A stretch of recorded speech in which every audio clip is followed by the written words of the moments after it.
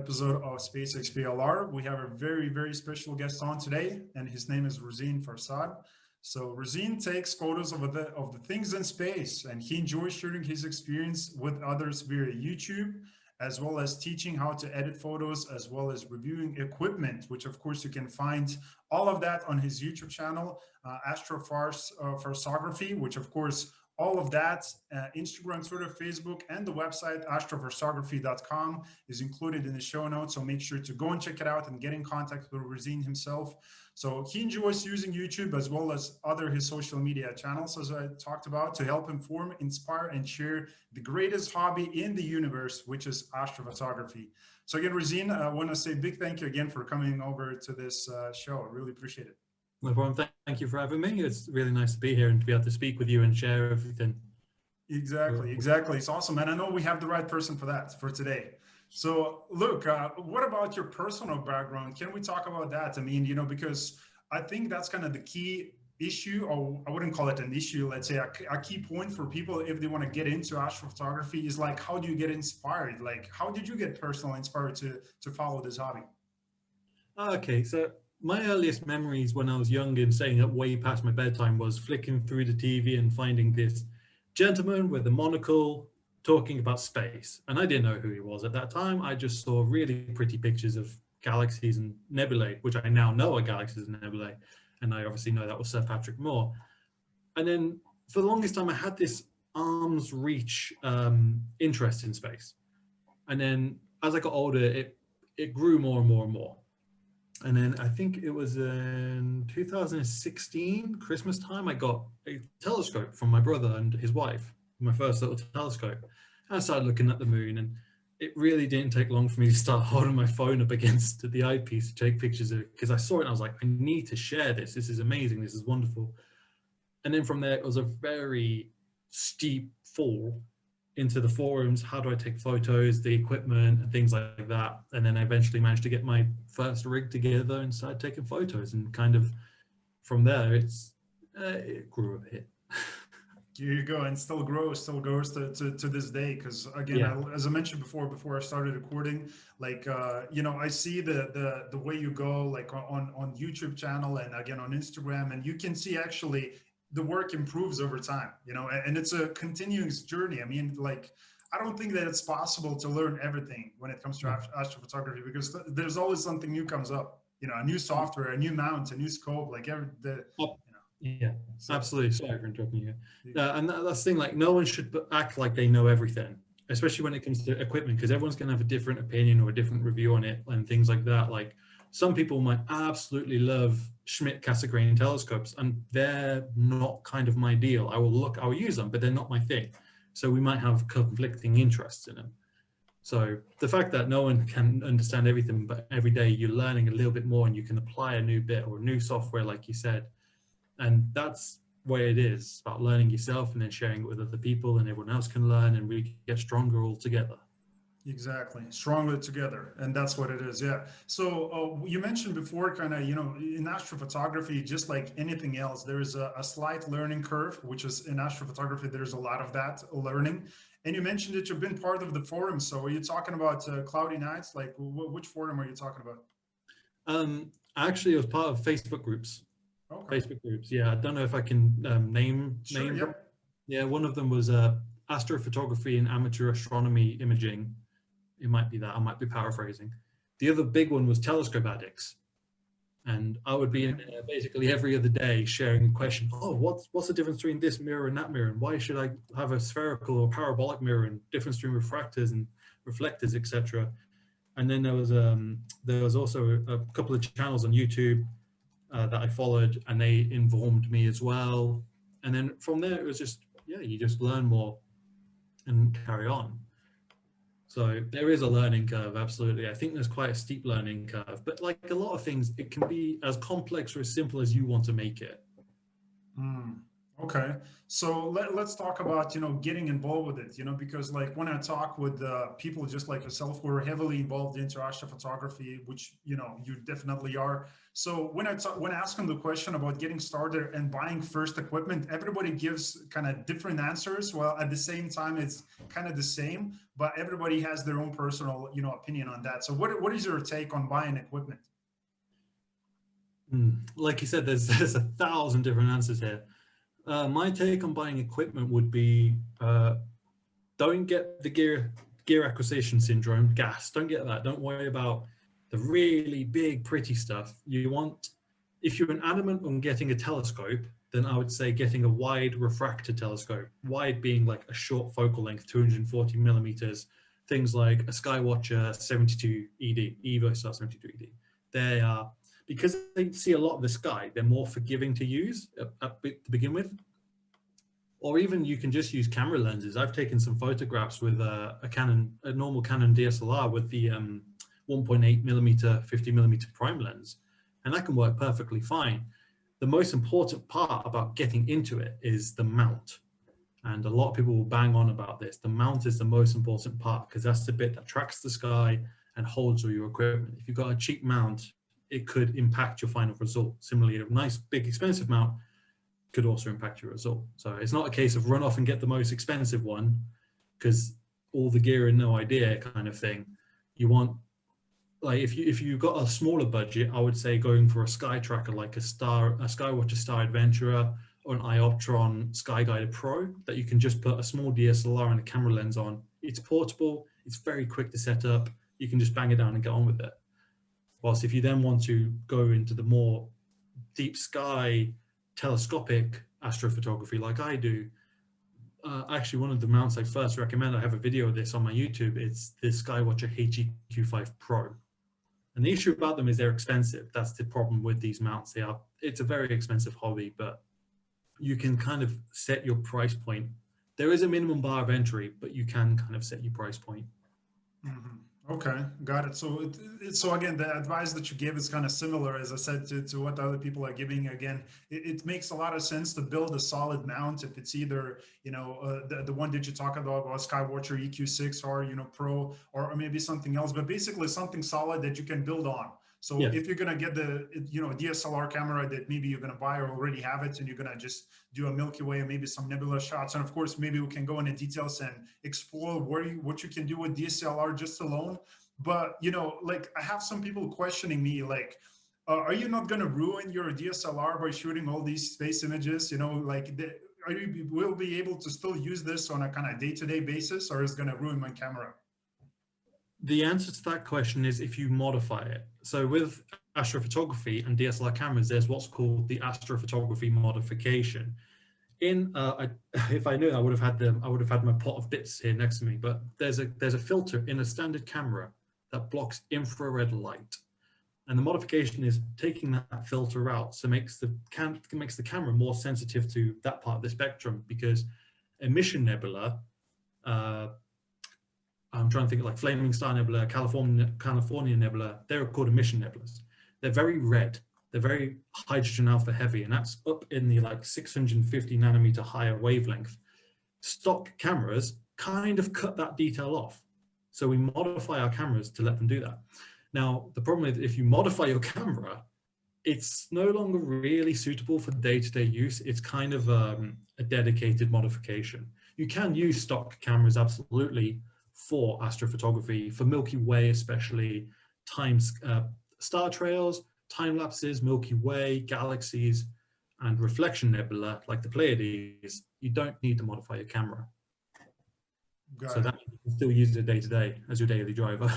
Okay, got it. Okay, so let's say somebody who is here, they're thinking, okay, look, I maybe can, dedicate the money to buy the decent scope or, a decent mount and kind of get over with it, but maybe an issue is, like yourself, you're living, like, maybe I'm just guessing, in highly kind of light polluted area, because that's an issue for a lot of astrophotographers. So can you talk about that? Maybe is there some sort of a scope that you should be focusing on buying if you're living in a high polluted area? And can you talk about the filters that they should use to kind of make that problem go away?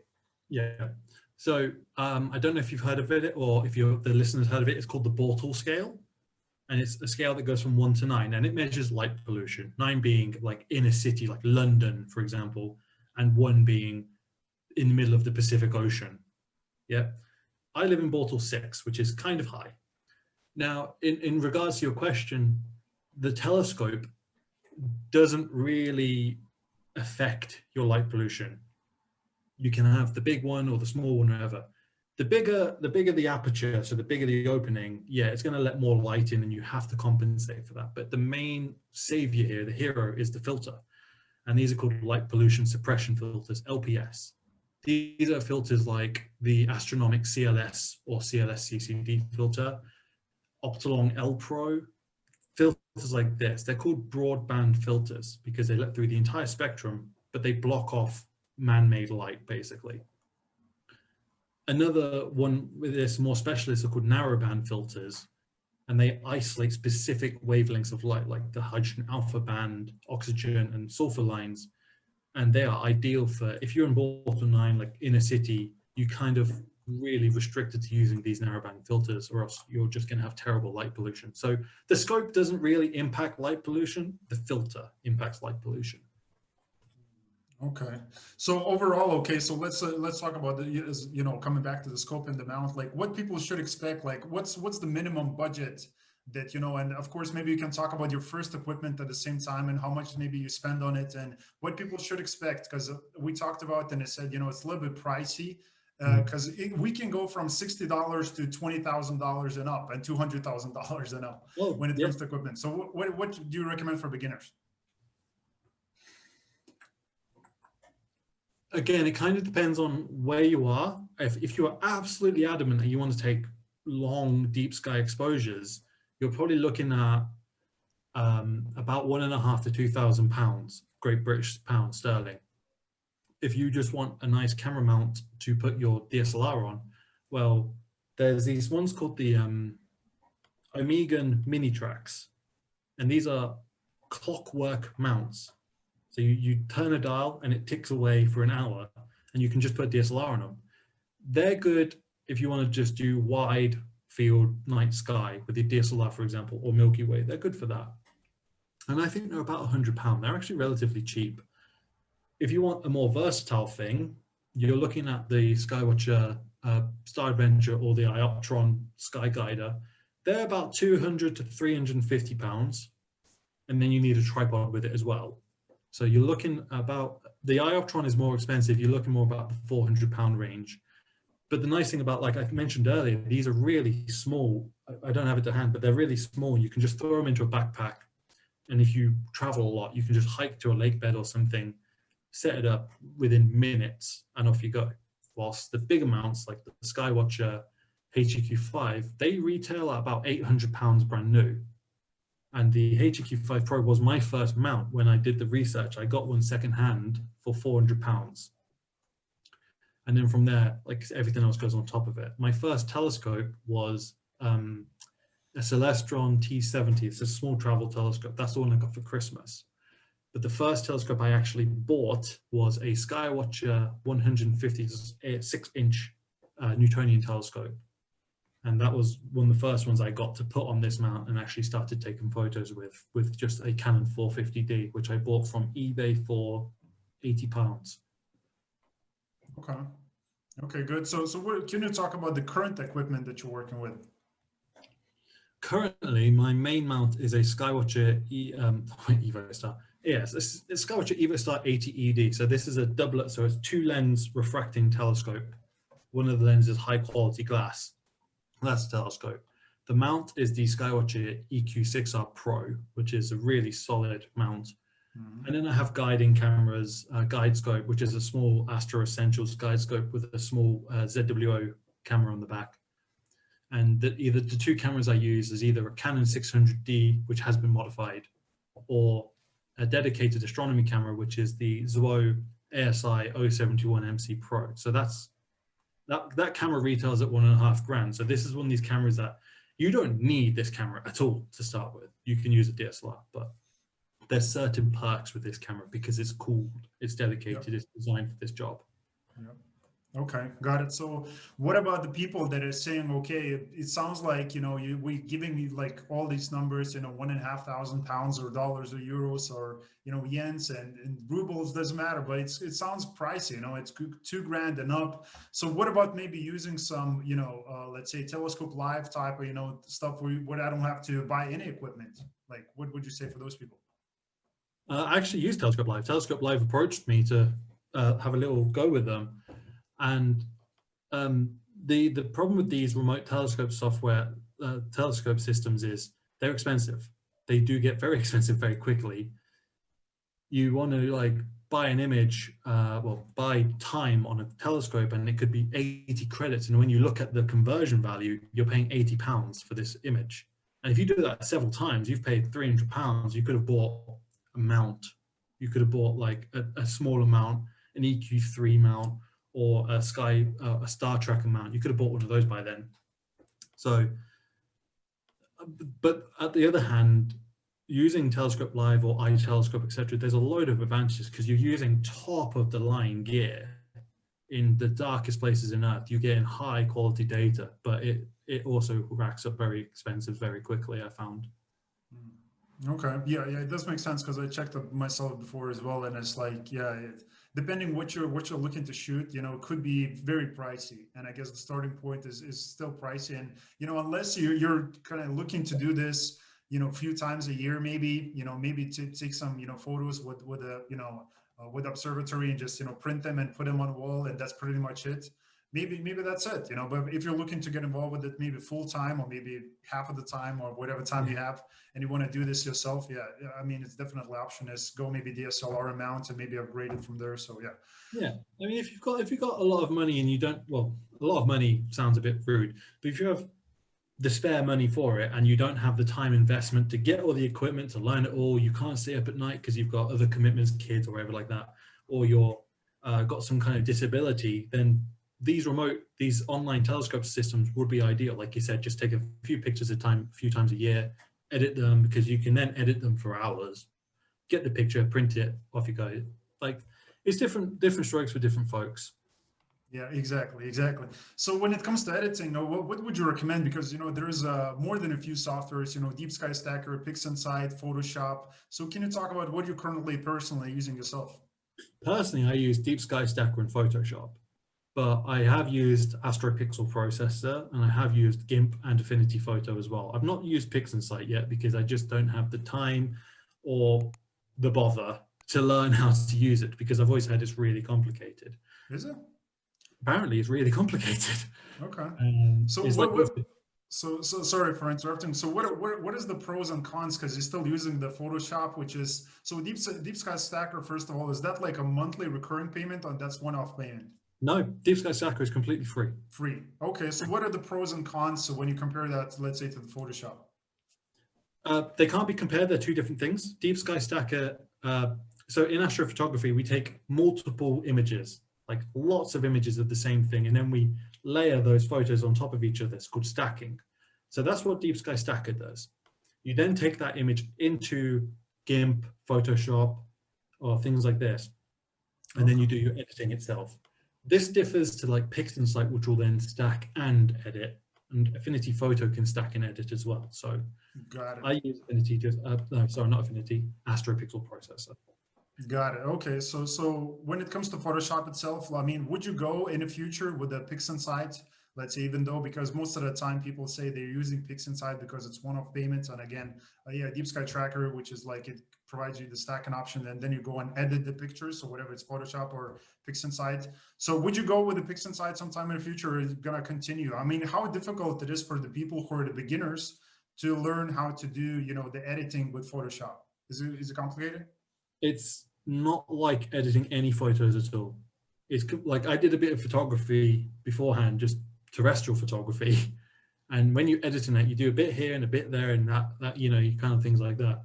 Editing astrophotos is nothing like that at all. So can you take us please through the process of what does it take to edit those? So when you're editing astrophotos, for example, in Photoshop, you use the curves, the tool curves. That's one of your best friends. Curves and levels, you use them a lot. Because when you open a photo, you're going to see that it's quite dark. You might see your nebula or your galaxy, whatever you've shot, especially if you use a DSLR. You then got to keep, we call it stretching, where we pull the data, we pull the brightness of the image up.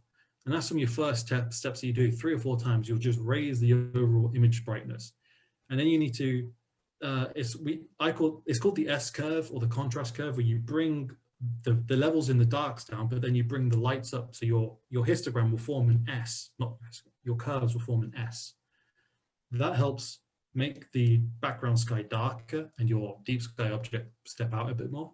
You might do that a couple of times. And then from me, I then select and take the background out. I select all the background using tools and edit that individually and put that back into image. Then I do the same with the deep sky object. I'll select it, mask it, edit that individually, paste it all back together, and then start doing things like reducing the size of stars, boosting color here, saturation there, cropping, noise reduction if needed.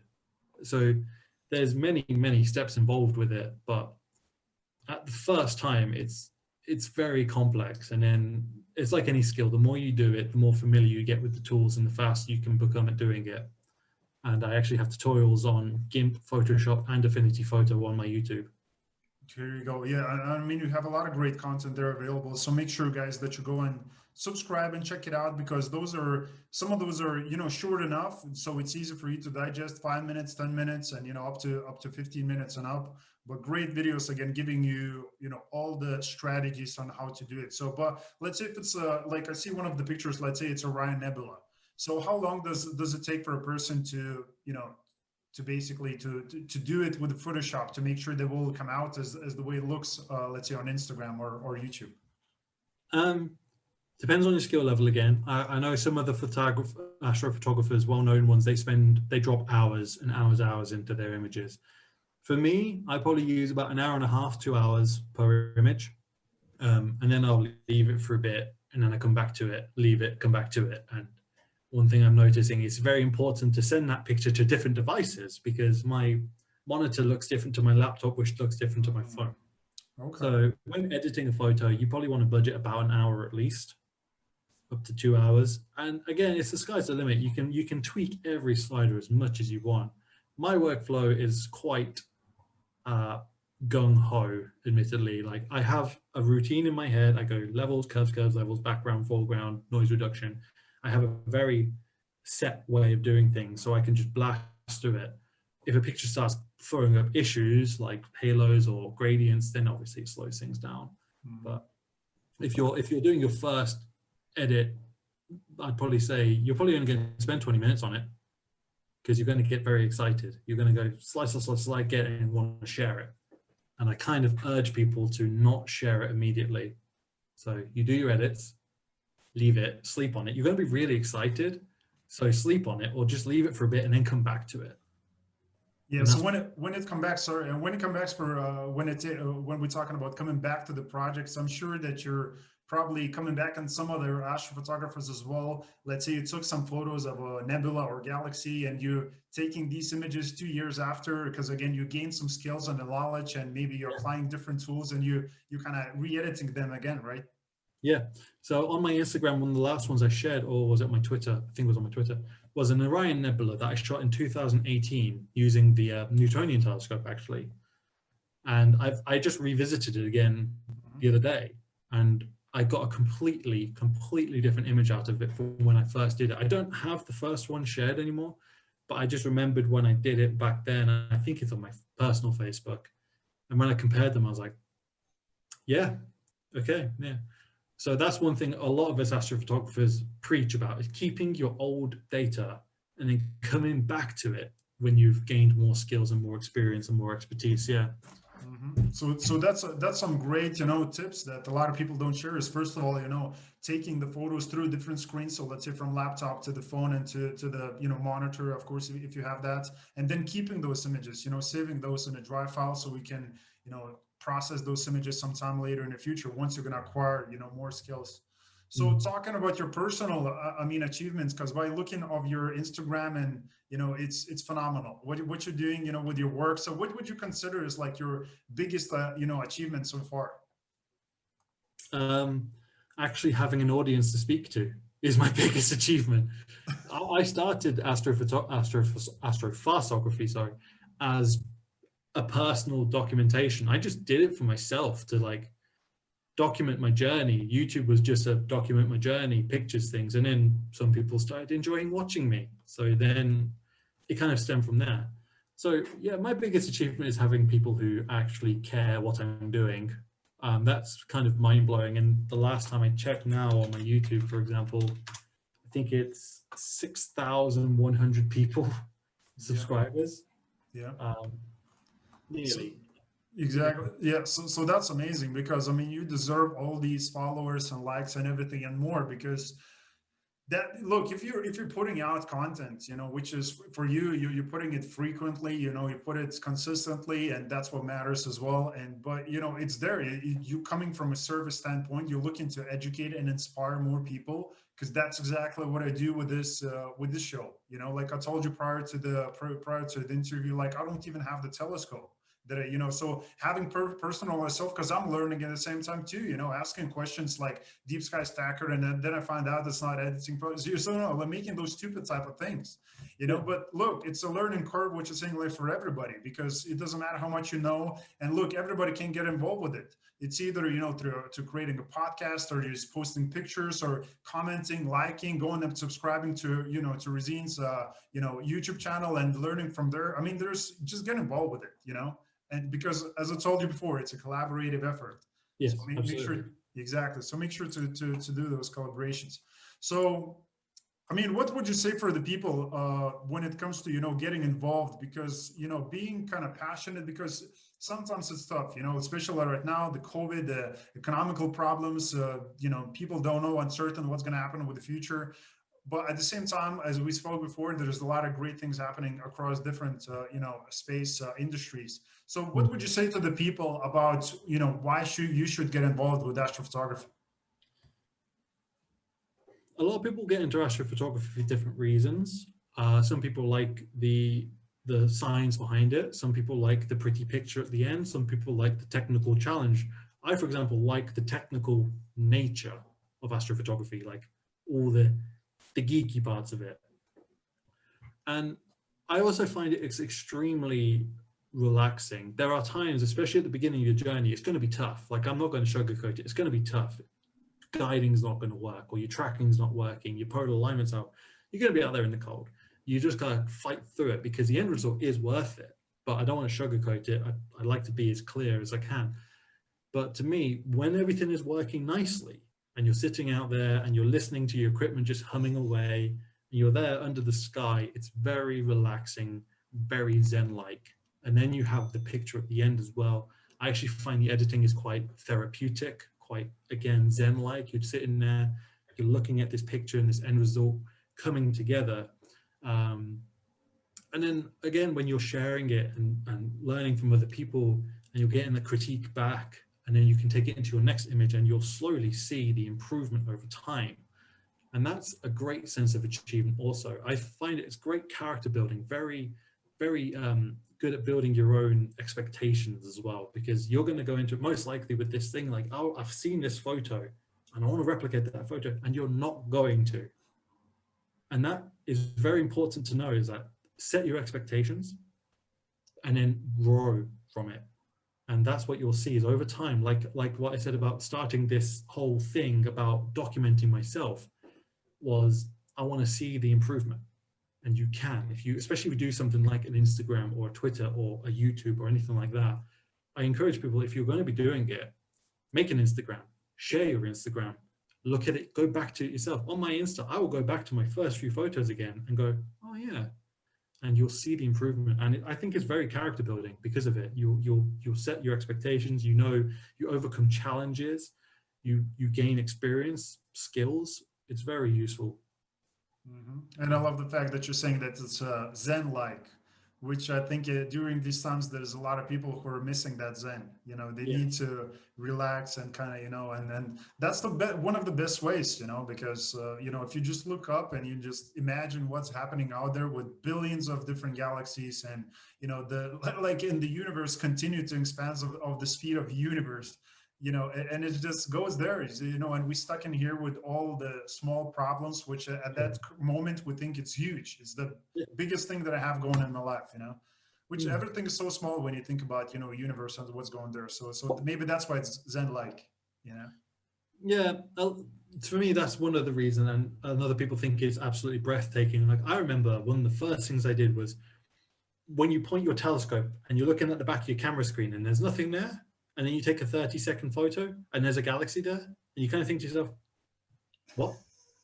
It suddenly just appeared, and it's absolutely insane when you start doing this and when you edit them and then all the detail starts pulling out of these photos.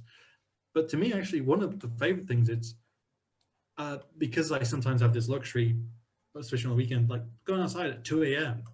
You're just sitting at 2 a.m. under a clear, still sky. I mean, I live in a suburban area, so I haven't got city sounds or things like that. But you just sit there. I just sit there with my equipment. I can hear it buzzing itself away, little humming, and everything's just clear. And it's very serene. It's very therapeutic and grounding.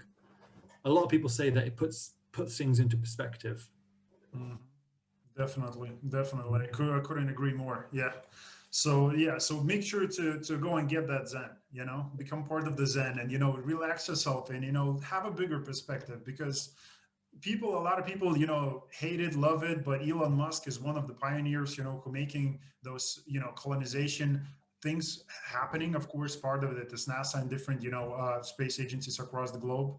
But you know, but that's why people love him because he have this perspective. Because I think he thinks about space and the universe a lot of time, and you know, he focuses on that, and that's what makes him exciting. And I think, you know, if we focus on those big things and, you know, big pictures in life, because for some people I understand it's scary. Like before my wife, we couldn't even watch the documentary about space. It was like, yeah, you know, it's like, how do you go back from that, you know? Yeah. But look, like you're gonna get used to it, you know, and you get that Zen. So which is awesome. Thanks for sharing. Okay. So besides what you currently accomplished, because again, if you guys go to the Instagram page, you will see these 140 photos that he has. I mean, all of them are super amazing to me. But what do you have coming up in the near future when it comes to personal projects? Anything excited you want to share? What personal projects with the astrophotography Yeah, stuff well, or anything else related to space, of course. related to space? Just more like sharing. I keep having these ideas of like an entire series I want to do, like about using just your standard DSLR equipment, more editing tutorials. People ask a lot for editing tutorials. Other things, aside from getting as many photos as I can in new images, it's mainly just finishing up some reviews I've got at the moment, and more editing tutorials, I think, is the next personal project.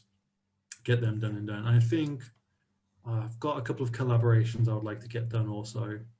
Again, an issue is synchronizing schedules, especially with the weather, how it is, and things like that. So just opening the window. Yeah. Other personal projects. I think I want to redesign my website again, but that's a huge time investment. Takes a while, that does. Yeah, exactly. So that's awesome. Okay, so make sure to follow him and stay close to make sure that you get these updates on time. So again, the questions about you know, astrophotography, like is there, because I'm sure you get, as you mentioned on Instagram, you have all these different questions, people coming to you asking about the scope, equipment, editing, all these different pieces. But and I'm sure I'm not asking you, you know, some questions that I'm missing. So what will be those, like, let's say the one question that nobody asks you, but you're like, man, you should know, like it's very important. The one question that nobody asks but should be important. Could be related to astrophotography, just space in general, perspective, mindset. I don't know. What do you have? Well, obviously, I get a lot of questions about Astro and gear. The common question is always, what telescope should I buy? But as mentioned earlier, you should actually concentrate on the mount.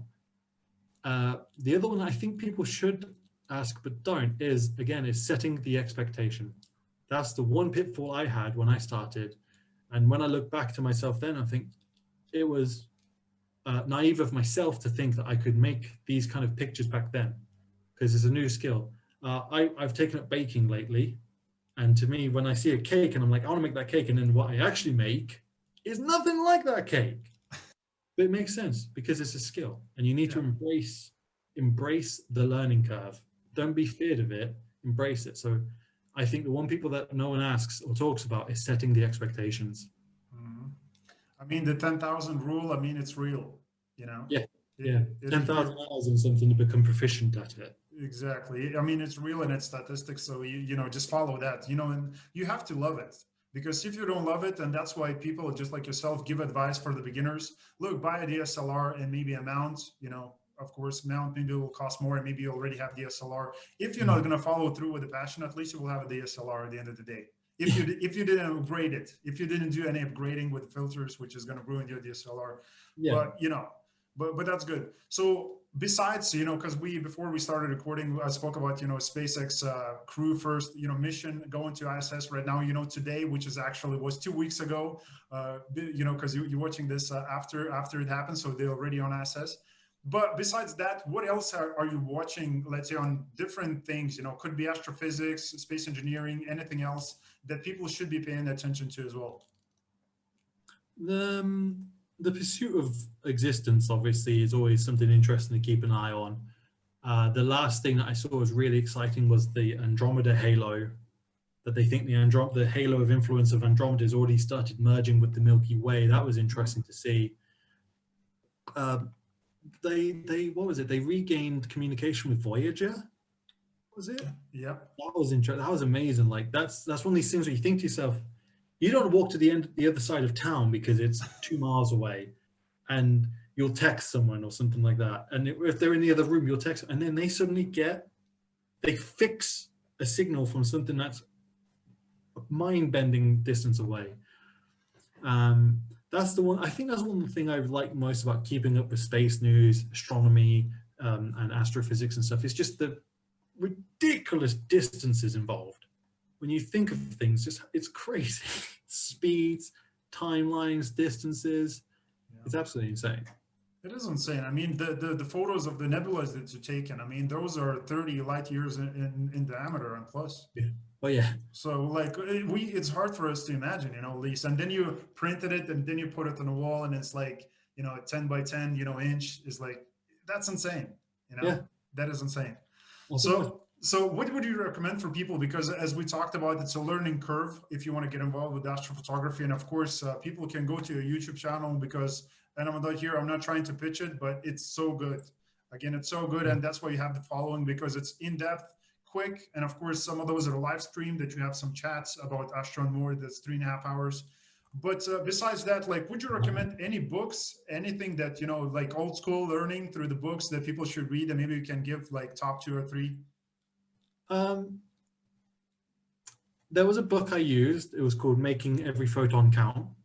And it's one of those like Bible books that a lot of people will recommend. That, Turn Left at Orion, which is a book I don't actually have. And another book I have, it's a big chunky book. It's called the Astrophotography Manual. And to be honest, I never finished it because I got it at that point in my career where a lot of it, I mean, I'm not going to say I knew it all, but what I was reading was I had a kind of a glimpse of it. But that astrophotography manual goes into disgusting depth into the hobby, like really deep. I think the guy's a scientist who wrote it, so he really starts hitting you with formulae and equations, and it's, if you're into that kind of stuff, that's an interesting read. But the two major ones probably would be Turn Left at Orion and Making Every Photon Count.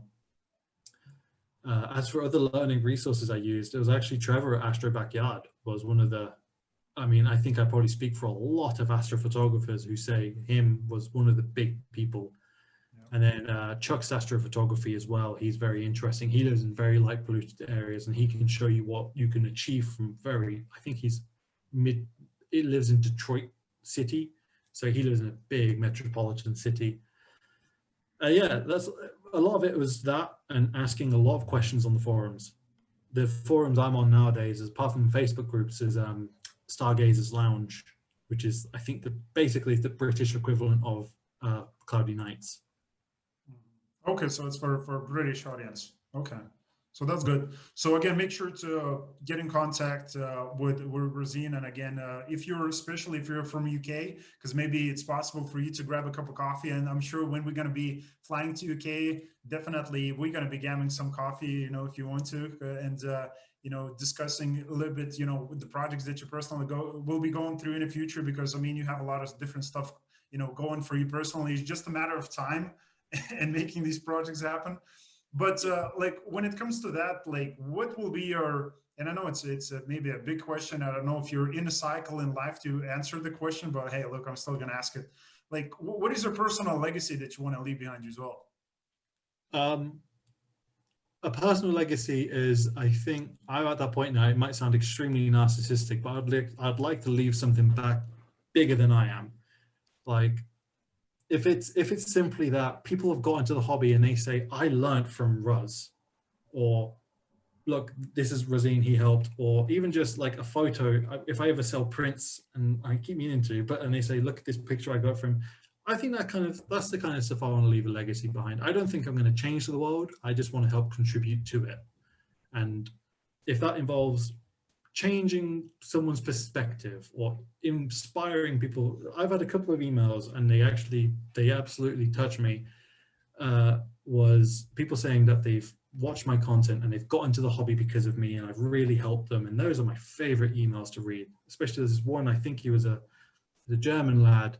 He emailed me saying, I can't remember his age, but I think he was 16 or 17, and he was watching my videos, and then he showed them to his dad, and they ended up getting astrophotography equipment, and he was sharing the photos. He's like, look, I've took this because you helped inspire me. And I was like, that is more than I could have ever asked for. So I think if I could just inspire people and leave something like that behind, I think that would be I'd be content with that kind of personal legacy. Exactly. So how you can even call that narcissistic, That's the question that I want to ask. Because I feel like it's like, what do I want to leave behind? I would like to leave this. And I think that's why it kind of probably sounds a bit narcissistic. No, look, if you want to help people at the same time, look, you're putting it a lot of hard work, which it is a hard work at the same time. But when you're super passionate about it, it becomes easier, first of all. And then you're looking to help other people to do exactly the same, and it's for this bigger cause. Because look, for people at NASA, there's a lot of that happening behind those walls. Also, it's not all the scientists that we should depend, and not only on NASA and Elon Musk making things happen. There's other people, but we're not aware of because maybe they're not big on social media. Yeah. Maybe they should be. But look, there are people making big things happening. So just getting in contact with these people and becoming part of that bigger cause and bigger mission, as I said, leaving something bigger than yourself. So I love it. It's really cool. It's awesome. So again, guys, if you enjoyed this episode, which I surely know you did, make sure to pass this episode along to a friend of yours. That friend who maybe talked about getting involved with astrophotography, or maybe a person who has no clue what to do with their personal life in the future. This is a great episode to get inspired, to get a lot of strategies, techniques, and equipment, what to buy, what to do, what not to do, and get inspired. And of course, make sure to go and check it out, Razeen's YouTube channel, which is a great one. astrophotography.com, and Instagram, Twitter, Facebook. All those links are going to be down below. So make sure to do that.